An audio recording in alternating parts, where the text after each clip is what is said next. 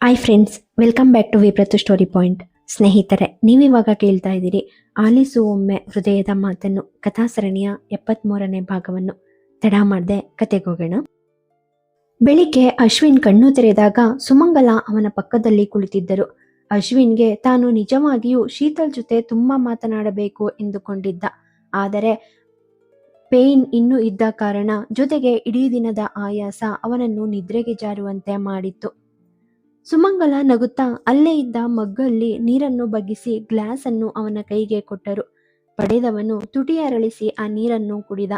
ನಿಧಾನಕ್ಕೆ ಎದ್ದು ರೆಸ್ಟ್ ರೂಮಿಗೆ ಹೋದವನು ಬ್ರಷ್ ಮಾಡಿ ಬಂದಾಗ ಅಷ್ಟರಲ್ಲಿ ಸೌರವ್ ಥರ್ಮೋಸ್ನಲ್ಲಿ ಟೀ ತಂದು ತುಂಬಿಸಿಕೊಂಡು ಬಂದಿದ್ದ.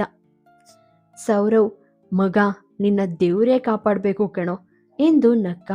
ಅಶ್ವಿನ್ ಏನನ್ನೋ ಹೇಳಲು ಹೊರಟ ತಕ್ಷಣ ಸೌರವ್, ನಾನಂತೂ ಶೀತಲ್ ಹಾಗಲ್ಲ ಮಾರಾಯ, ನಾನು ನಿನಗೋಸ್ಕರ ಇಡೀ ರಾತ್ರಿ ಎಚ್ಚರವಾಗೇನೋ ಇರ್ತೀನಿ, ಆದರೆ ನಿದ್ರೆ ಬಂದ್ಬಿಟ್ರೆ ಮಲಗ್ಬಿಡ್ತೀನಿ ಎಂದು ನಕ್ಕ.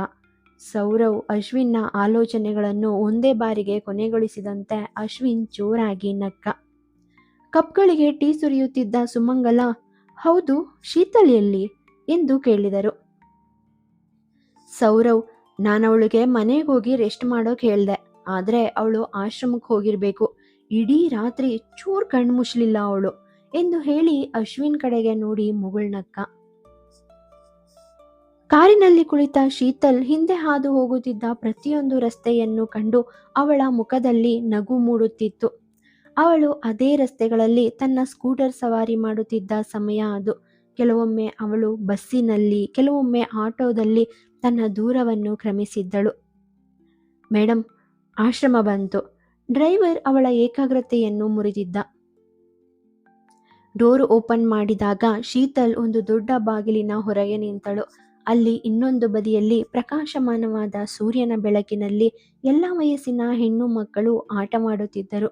ಅವರನ್ನು ನೋಡಿದಾಗ ಶೀತಲ್ ಮುಖದಲ್ಲಿ ಒಂದು ಕ್ಷಣ ನಗು ಮೂಡಿತು.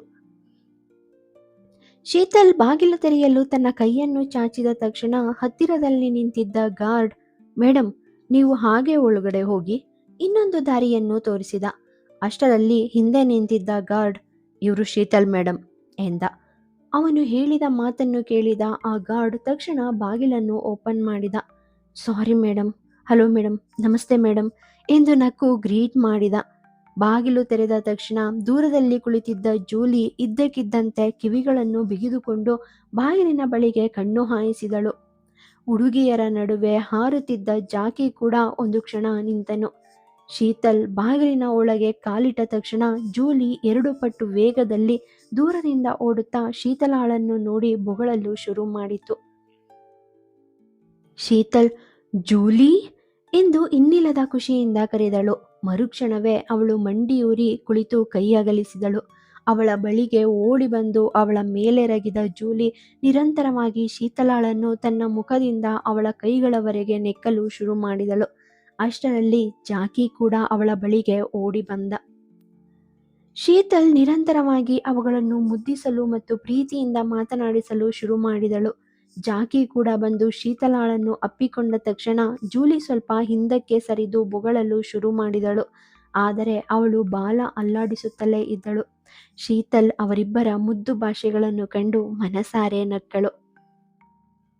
ಅಷ್ಟರಲ್ಲಿ 6ರಿಂದ 7 ವರ್ಷದ ಹುಡುಗಿಯೊಬ್ಬಳು ಅಲ್ಲಿಗೆ ಬಂದವಳು, ನೀನು ಶೀತಲ್ಲ ಎಂದು ಕೇಳಿದಳು. ನೆಕ್ಕುವುದನ್ನು ನಿಲ್ಲಿಸಿದ ಜಾಕಿಯನ್ನು ಹಿಡಿದುಕೊಂಡಳು ಶೀತಲ್. ಹೌದು ಎಂದಳು ನಗುತ್ತಾ. ಮುಂದಿನ ಕ್ಷಣ ಆ ಹುಡುಗಿ ಶೀತಲ್ ಕಡೆಗೆ ಬಂದಳು. ಜೂಲಿ ಯಾಕಿಷ್ಟೊಂದು ಸಪ್ಪಗಿದ್ದಾಳೆ ಅಂತ ನಾನು ಅಪ್ಪನನ್ನ ಕೇಳ್ತಾನೆ ಇದ್ದೆ. ಅವಳು ಯಾರ ಜೊತೆನೂ ಯಾಕೆ ಮಾತಾಡ್ತಾ ಇರಲಿಲ್ಲ ಅಂತ ಕೂಡ. ಆಗ ಅಪ್ಪ ಅವಳು ಯಾರಿಗಾಗಿನೋ ಕಾಯ್ತಾ ಇದ್ದಾಳೆ ಅಂತ ಹೇಳಿದ್ರು. ನಾನು ಯಾರಂತ ಕೇಳಿದೆ. ಅವರು ಶೀತಲ್ಗೋಸ್ಕರ ಅಂತ ಹೇಳಿದ್ರು. ನಾನು ಯಾರದು ಶೀತಲ್ ಅಂತ ಕೇಳ್ದೆ. ಅವರು ಇವರೆಲ್ಲ ಶೀತಲ್ ಮಕ್ಕಳು ಅಂತ ಹೇಳಿದ್ರು. ನಾನು ಆಗ ಶೀತಲ್ ನನಗೂ ಕೂಡ ಅಮ್ಮ ಅಂತ ಹೇಳ್ದೆ. ಅಪ್ಪ ಹೌದು ಅಂತ ಹೇಳಿ ನಕ್ರು ಎಂದಳು ಆ ಹುಡುಗಿ. ನಗುತ್ತಾ ಶೀತಲ್ ಆ ಹುಡುಗಿಯ ತಲೆಯ ಮೇಲೆ ಕೈ ಇಟ್ಟ ತಕ್ಷಣ ಅವಳು ಶೀತಲಾಳನ್ನೇ ಅರುಳು ಕಂಗಳಿಂದ ನೋಡಿದಳು. ಹೇ, ಎಲ್ರೂ ನೋಡಿ, ಇಲ್ಲಿ ಶೀತಲಮ್ಮ ಬಂದಿದ್ದಾಳೆ ಎಂದು ಎಲ್ಲರಿಗೂ ಕೂಗಿ ಹೇಳಿದಳು. ಶೀತಲ್ ಮುಖದಲ್ಲಿ ನಗು ಕಾಣಿಸಿಕೊಂಡಿತು. ಅಲ್ಲಿದ್ದ ಎಲ್ಲ ಹುಡುಗಿಯರು ಅವಳ ಬಳಿಗೆ ಬಂದು ಶೀತಲಾಳನ್ನು ಸುತ್ತುವರಿದರು. ಆದರೆ ಯಾರೂ ಅವಳಿಗೆ ಅತಿ ಸಮೀಪಕ್ಕೆ ಬರಲಿಲ್ಲ. ಶೀತಲ್ ನಗುತ್ತಾ ತನ್ನ ತೋಳುಗಳನ್ನು ತೆರೆದ ತಕ್ಷಣ ಎಲ್ಲ ಹುಡುಗಿಯರು ಓಡಿ ಬಂದು ಶೀತಲಾಳನ್ನು ತಪ್ಪಿಕೊಂಡರು. ಈಗ ಆಶ್ರಮದ ಅರ್ಧದಷ್ಟು ಸಿಬ್ಬಂದಿಗಳು ಹೊರಗೆ ಜಮಾಯಿಸಿದ್ದರು. ಇಲ್ಲಿಯವರೆಗೆ ಯಾರೂ ಶೀತಲಾಳನ್ನು ನೋಡಿರಲಿಲ್ಲ. ಆದರೆ ಅಶ್ವಿನ್ ಶೀತಲಮ್ಮ ಎಂದು ಅವರಿಗೆಲ್ಲ ಪರಿಚಯಿಸಿಕೊಟ್ಟು ಒಂದು ವ್ಯಕ್ತಿ ಚಿತ್ರಣವನ್ನು ಅವರೆಲ್ಲರ ಮನಸ್ಸಿನಲ್ಲೂ ಚಿತ್ರಿಸಿದ್ದ. ಅದೇ ಸರಳತೆ, ಅದೇ ಸುಂದರ ನಗು. ಅಲ್ಲಿದ್ದ ಎಲ್ಲ ಮಕ್ಕಳಿಗೂ ತಮ್ಮ ಅಮ್ಮನನ್ನು ನೋಡಬೇಕೆಂಬ ಆಸೆ ಈಡೇರಿದಂತೆ ತೃಪ್ತಿಪಟ್ಟುಕೊಂಡಿದ್ದರು. ಅಷ್ಟರಲ್ಲಿ ಅದೇ ಹುಡುಗಿ ಶೀತಲಾಳ ಕೈ ಹಿಡಿದು, ನಿಮ್ಗೆ ನಮ್ಮ ಹೊಸ ತಂಗಿನ ಪರಿಚಯ ಮಾಡಿಕೊಡ್ಲಾ ಎಂದು ಕೇಳಿದಳು. ಶೀತಲ್ ಆ ಎಲ್ಲ ಮಕ್ಕಳ ಬಳಿಯಿಂದ ಎದ್ದು ನಿಂತು ತಲೆ ಆಡಿಸಿದಾಗ ಆ ಹುಡುಗಿ ಶೀತಲ್ ಕೈ ಹಿಡಿದು ಒಳಗೆ ಕರೆದೊಯ್ದಳು. ದೊಡ್ಡ ಹಾಲ್ನಲ್ಲಿ ಇರಿಸಲಾದ ಅನೇಕ ಮರದ ತೊಟ್ಟಿಲುಗಳಲ್ಲಿ ಒಂದರ ಬಳಿಗೆ ಅವಳನ್ನು ಕರೆದೊಯ್ದಳು. ಮಗು ಆ ತೊಟ್ಟಿಲಲ್ಲಿ ಮುದ್ದಾಗಿ ಮಲಗಿತ್ತು. ಆ ಮಗುವಿನತ್ತ ಕೈ ತೋರುತ್ತಾ, ಅವಳು ಈಗಷ್ಟೇ ಇಲ್ಲಿಗೆ ಬಂದಿದ್ದಾಳೆ, ನೋಡು ಎಷ್ಟು ಮುದ್ದಾಗಿದ್ದಾಳೆ ಎಂದು ಮುಗ್ಧವಾಗಿ ಹೇಳಿದಳು. ಶೀತಲ್ ಆ ತೊಟ್ಟಿಲತ್ತ ನೋಡಿದಳು. ಸುಮಾರು 10-12 ದಿನಗಳ ಪುಟ್ಟ ಕೂಸು ಗಾಢ ನಿದ್ರೆಯಲ್ಲಿ ಮಲಗಿತ್ತು. ಆ ಹುಡುಗಿ, ನನ್ನ ಹೆಸರು ಲಕ್ಷ್ಮಿ, ನಾನು ಇವಳಿಗೆ ಮಹಾಲಕ್ಷ್ಮಿ ಅಂತ ಹೆಸರಿಟ್ಟಿದ್ದೀನಿ ಎಂದು ನಕ್ಕಳು. ಆ ಮಗುವಿನ ಮುಖ, ಕೈಗಳು ಮತ್ತು ಕುತ್ತಿಗೆಯ ಮೇಲೆ ತಿಳಿಗುರುತುಗಳನ್ನು ನೋಡಿದ ಶೀತಲ್, ಇದೇನು ಹೀಗೆ ಮಾರ್ಕ್ ಆಗಿದೆ ಎಂದು ಕೇಳಿದಳು. ಲಕ್ಷ್ಮಿ, ಅವಳನ್ನ ಬಹಳಷ್ಟು ಇರುವೆಗಳು ಕಚ್ಚಿಬಿಟ್ಟಿದ್ವು. ಅದೇನಂದ್ರೆ ಯಾರೋ ಅವಳನ್ನ ಹೊಲದಲ್ಲಿ ಎಸ್ಬಿಟ್ಟು ಹೊರಟೋಗಿದ್ರು ಎಂದವಳ ಕಣ್ಣುಗಳು ಅರಳಿದ್ದವು. ಆಮೇಲೆ ಅಪ್ಪ ಅವಳನ್ನ ಇಲ್ಲಿ ಕರ್ಕೊಂಡು ಬಂದ್ರು ಎಂದಳು. ಮರುಕ್ಷಣವೇ ಶೀತಲ್ಗೆ ಹೃದಯ ಬಿಗಿದಂತೆ ಭಾಸವಾಯಿತು. ಎದೆಯ ಮೇಲೆ ಚಪ್ಪಡಿ ಏರಿದಷ್ಟು ಭಾರವೆನಿಸಿತು. ಬಾಗಿ ಮಗುವನ್ನು ಎತ್ತಿಕೊಂಡಳು. ಮಗು ಇನ್ನೂ ಗಾಢ ನಿದ್ರೆಯಲ್ಲಿತ್ತು. ಶೀತಲ್ ಮಗುವನ್ನು ತನ್ನ ಎದೆಗೆ ಔಚಿ ಹಿಡಿದುಕೊಂಡು ಆಳವಾದ ಉಸಿರನ್ನು ತೆಗೆದುಕೊಂಡಳು. ಲಕ್ಷ್ಮಿ, ನೀನು ಅಪ್ಪನಂತೆಯೇ ಇದೀಯಾ. ಅವರು ಕೂಡ ಮಹಾನ ಇಲ್ಲಿಗೆ ಕರ್ಕೊಂಡು ಬಂದಾಗ ಅವ್ರ ಕಣ್ಣುಗಳು ಸಹ ಹೀಗೇನೇ ಇದ್ವು ಎಂದಳು. ಹಿಂದಿನಿಂದ ಸೀತಾ, ಅತ್ತಿಗೆ ಎಂದು ಕರೆದಳು. ಶೀತಲ್ ತುಂಬಿದ ಕಣ್ಣುಗಳನ್ನು ಒರೆಸಿಕೊಂಡು ನಗುತ್ತಾ ಹಿಂತಿರುಗಿ ಬಾಗಿಲಲ್ಲಿ ನಿಂತಿದ್ದ ಸೀತಾಳನ್ನು ನೋಡಿದಳು. ಸೀತಾ, ನಾನು ನಿಮ್ಮನ್ನ ಅತ್ತಿಗೆ ಅಂತ ಕರೀಬಹುದಾ ಎಂದು ಕೇಳಿದಳು. ಶೀತಲ್ ಮಹಾಳನ್ನು ತನ್ನ ಮಡಿಲಲ್ಲಿ ಮಲಗಿಸಿಕೊಂಡು, ನೀನವ್ರನ್ನ ಅಣ್ಣ ಅಂತ ಕರೆಯೋ ಮೊದಲೇ ಕೇಳಬೇಕಿತ್ತು ಎಂದು ನಕ್ಕಳು. ಸೀತಾ ಓಡಿ ಬಂದು ಅವಳ ತೋಳುಗಳನ್ನು ಬಳಸಿದವಳು, ನೀವು ಹೀಗೆ ಇರ್ತೀರಿ ಅಂತ ನನಗೆ ಗೊತ್ತಿತ್ತು ಖುಷಿಯಿಂದ ಹೇಳಿದಳು. ಶೀತಲ್ ನಗುತ್ತಾ ತನ್ನ ಒಂದು ಕೈಯನ್ನು ಸೀತಾಳ ಕೆನ್ನೆಯ ಮೇಲೆ ಇಟ್ಟಳು. ಮಧ್ಯಾಹ್ನವಾಗಿತ್ತು. ಬಂದ ಡಾಕ್ಟರ್ ಅಶ್ವಿನನ್ನು ತಪಾಸಣೆ ಮಾಡಿ ಹೊರಟು ಹೋಗಿದ್ದರು. ಈಗಾಗಲೇ ದೇವಿಶಂಕರ್ ಮತ್ತೊಮ್ಮೆ ಅಶ್ವಿನ್ ಮುಂದೆ ಕುಳಿತಿದ್ದರು. ಆದರೆ ಸಾಮಾನ್ಯಕ್ಕಿಂತ ತುಸು ಭಿನ್ನವಾಗಿ ಇಂದು ಅಜ್ಜ ಮತ್ತು ಮೊಮ್ಮಗ ಇಬ್ಬರೂ ಪರಸ್ಪರ ಮಾತನಾಡುತ್ತಾ ನಗುತ್ತಿದ್ದರು. ಅಷ್ಟರಲ್ಲಿ ವಂಶಿ ಅಲ್ಲಿಗೆ ಬಂದರು. ವಂಶಿ, ಆಶ್ರಮಕ್ಕೆ ಹೋಗಿಲ್ವಾ ಕೇಳಿದರು ತಂದೆ ನಗುತ್ತಿರುವುದನ್ನು ಕಂಡು. ದೇವಿಶಂಕರ್ ಮಗನ ಮಾತಿಗೆ ಮುಗುಳ್ನಕ್ಕರು. ವಂಶಿ, ನಾನು ನೀಲಾಂಬರ್ ಸ್ವಾಮಿ ಮತ್ತು ಕೆಲವು ಸಂಬಂಧಿಕರ ಜೊತೆ ಮಾತಾಡಿದೆ. ಸಮಾಜದ ಎಲ್ಲ ಜನರು ಶ್ರೀಧರ್ಗೆ ಸಿಂಹಾಸನವನ್ನ ಹಸ್ತಾಂತರಿಸೋದನ್ನ ವಿರೋಧಿಸ್ತಾ ಇದ್ದಾರೆ ಎಂದರು. ದೇವಿಶಂಕರ್, ಇದು ತುಂಬಾ ದೊಡ್ಡ ನಿರ್ಧಾರ, ಸ್ವಲ್ಪ ಹಸ್ತಕ್ಷೇಪ ಗದ್ದಲ ಇದ್ದೇ ಇರುತ್ತೆ ಎಂದರು.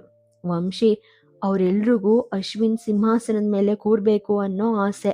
ಯಾಕಂದ್ರೆ ಇದು ಸಮಾಜಕ್ಕೆ ಖ್ಯಾತಿ ತರುತ್ತೆ ಅನ್ನೋದು ಅವ್ರ ಇರಾದೆ. ಕೆಲವು ಕೆಲಸಗಳು ಸುಲಭವಾಗುತ್ತೆ ಅಂತ ಅನ್ನೋದು ಕೂಡ ಅವ್ರ ಎಣಿಕೆ ಎಂದರು. ದೇವಿಶಂಕರ್ ಅಶ್ವಿನ್ನತ್ತ ದೃಷ್ಟಿ ಹಾಯಿಸಿ, ಹೊರಗೋಗಿ ಮಾತಾಡೋಣ ಎಂದು ಹೇಳಿ ಎದ್ದು ವಂಶಿಯವರ ಜೊತೆ ಹೊರಗೆ ಹೋದರು. ಅವರು ಹೋದ ತಕ್ಷಣ ಅಶ್ವಿನ್ ತನ್ನ ಫೋನ್ನತ್ತ ಕೈ ಚಾಚಿದ. ಅವನು ಶೀತಲ್ ಜೊತೆ ಮಾತನಾಡಲು ಬಯಸಿದ್ದ.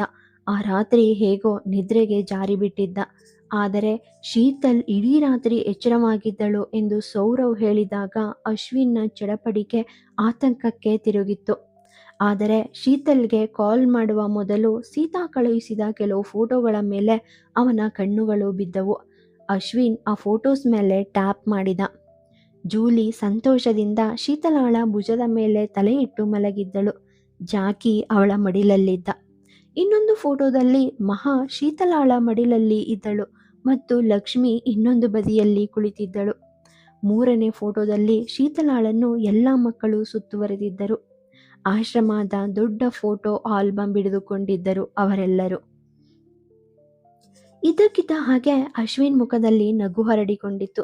ಅವನು ಮುಂದಿನ ಫೋಟೋವನ್ನು ನೋಡಿದಾಗ ಶೀತಲ್ ನೆಲದ ಮೇಲೆ ಕಾರ್ಪೆಟ್ ಹಾಸಿ ಅದರ ಮೇಲೆ ಮಲಗಿದ್ದಳು.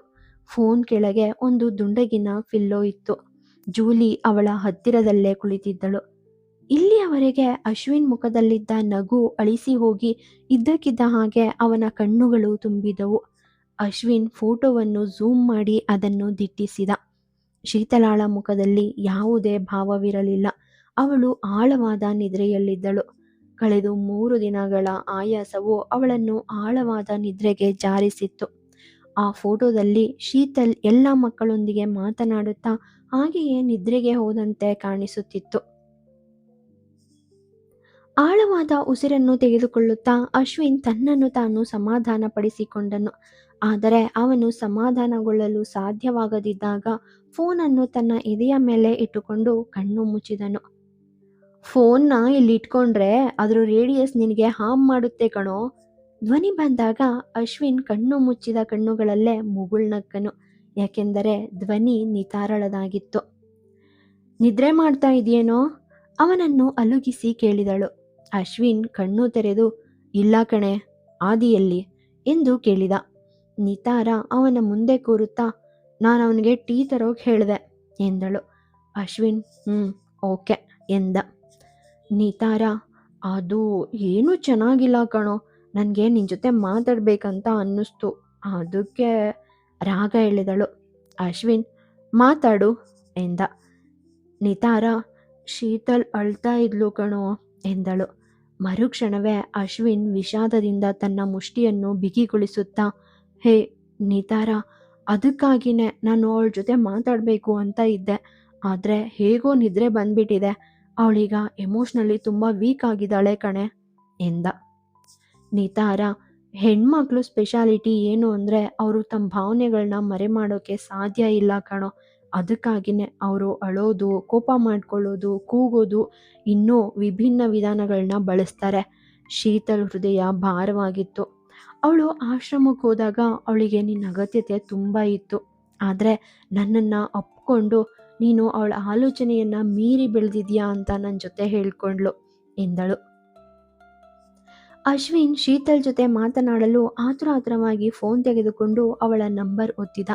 ನಿತಾರ ಅವಳೀಗ ನಿದ್ರೆ ಮಾಡ್ತಾ ಇದ್ದಾಳೆ, ಅದ್ಯಾವಾಗ ಇಷ್ಟು ನಿಶ್ಚಿಂತೆಯಿಂದ ನಿದ್ರೆ ಮಾಡಿದ್ಲೋ ಏನೋ ಕಣೋ ಅವಳು. ಮುಖ ಸಪ್ಪಗೆ ಮಾಡಿದಳು.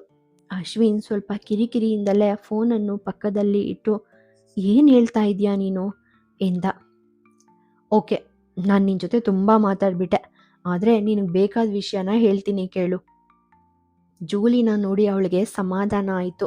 ಅವಳು ಹೇಳ್ತಾ ಇದ್ಲು, ಅವುಗಳಿಗೆ ತುಂಬ ಪ್ರೀತಿನ ಕೊಟ್ಟು ಹಾಗೆ ಬಿಟ್ಟು ಹೋದ ಘಟನೆ ಅವಳಿಗೆ ತುಂಬ ನೆನಪಾಗ್ತಾ ಇತ್ತಂತೆ.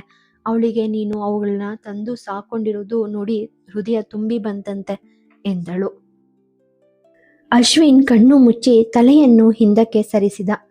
ನಿತಾರ ಇಲ್ಲಿ ಕೇಳೋ ಎಂದಳು. ಅಶ್ವಿನ್ ಇನ್ನೇನು ಹೇಳಬೇಡ, ಅವಳ ಬಾಯಲ್ಲೇ ಕೇಳ್ತೀನಿ ನಾನು ಎಂದ.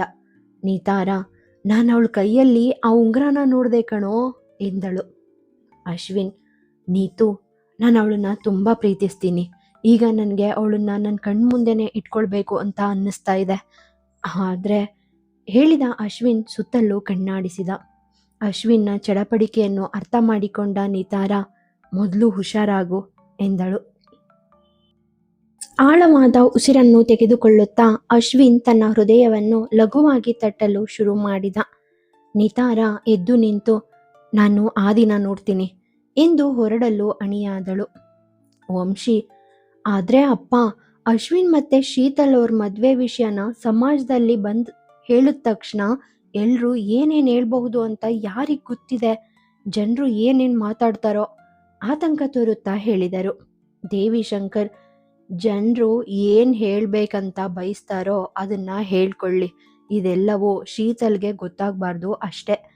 ಆ ಹುಡುಗಿ ಈಗಾಗ್ಲೇ ನಮ್ಮಿಂದಾಗಿ ಬಹಳಷ್ಟು ಅನುಭವಿಸಿದಾಳೆ. ಈಗ ಜನರು ಕಹಿ ಮಾತುಗಳು ಅವಳನ್ನ ಇನ್ನಷ್ಟು ನೋಯಿಸೋದ್ ಬೇಡ ಎಂದರು. ಈ ಮಾತುಗಳನ್ನು ಕೇಳಿದ ನಿತಾರ ಮುಖದಲ್ಲಿ ನಗು ಅರಳಿತು. ಥ್ಯಾಂಕ್ ಯು ಸೋ ಮಚ್ ಈ ಚಾನೆಲ್ನ ವಿಸಿಟ್ ಮಾಡಿದ್ದಕ್ಕೆ. ಹೀಗೆ ಸಪೋರ್ಟ್ ಮಾಡ್ತಾ ಇರಿ ಅಂತ ಕೇಳ್ತಾ ಇವತ್ತಿಗೆ ಈ ಕಥೆನ ಮುಗಿಸ್ತೀನಿ. ಸಿಗೋಣ ಮುಂದಿನ ಸಂಚಿಕೆಯಲ್ಲಿ. ಅಲ್ಲಿವರೆಗೂ take care, love you all, bye bye. Sorry, it's DJ.